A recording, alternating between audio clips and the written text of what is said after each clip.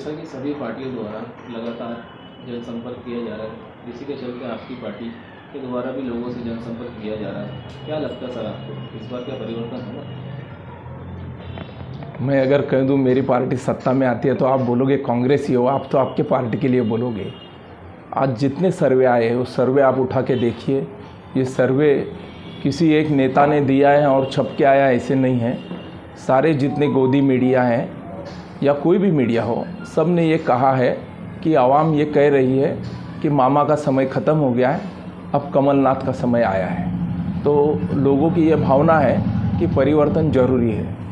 Sir, जैसा कि वर्तमान में भी देखा जा रहा है कि जो शिक्षित युवा है, जो बेरोजगारी का मामला है, देखा जाता है कोई पीकमपुर जा रहा है, कोई अहमदाबाद में काम कर रहा है, कोई इंदौर जा रहा है।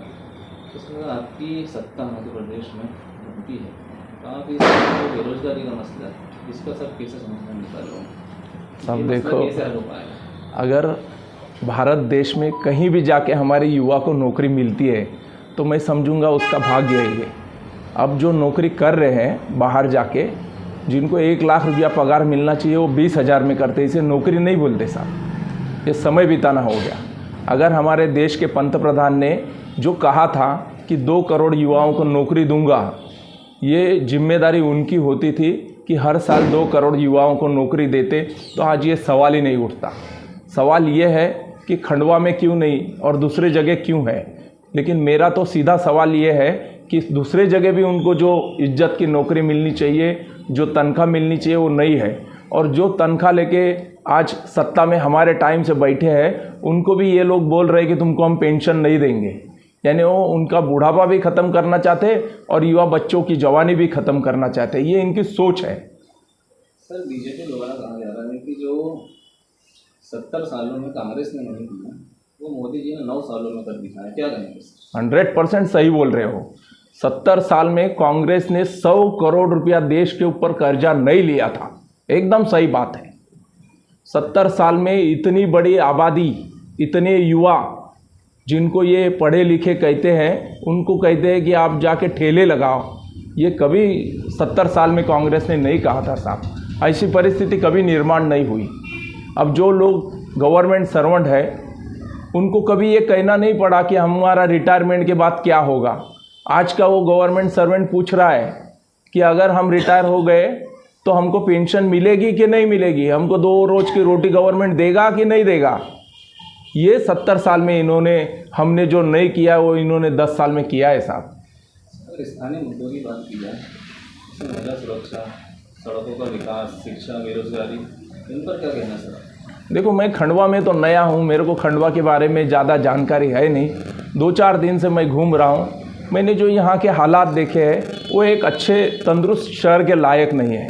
जब ये लोग केंद्र में सत्ता में आए थे 2014 के पहले, इन्होंने कहा था कि हम 100 स्मार्ट सिटी देश में बनाएंगे।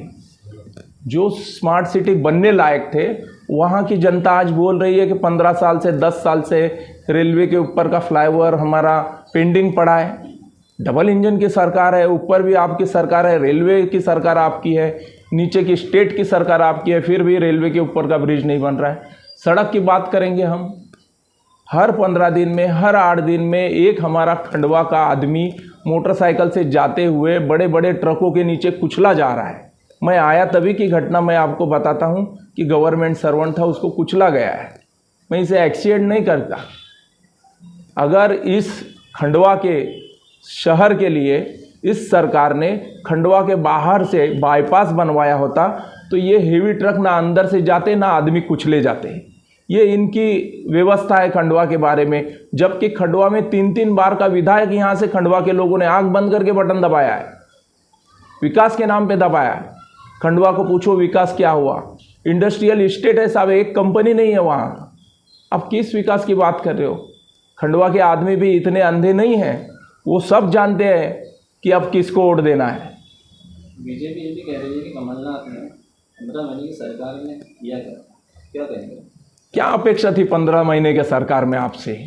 15 महीने के सरकार में कल हम मीटिंग में बैठे थे, कमलनाथ जी आए थे, बहुत से किसान सर्टिफिकेट दिखा रहे थे कि हमारा कर्जा माफ़ हो गया करके।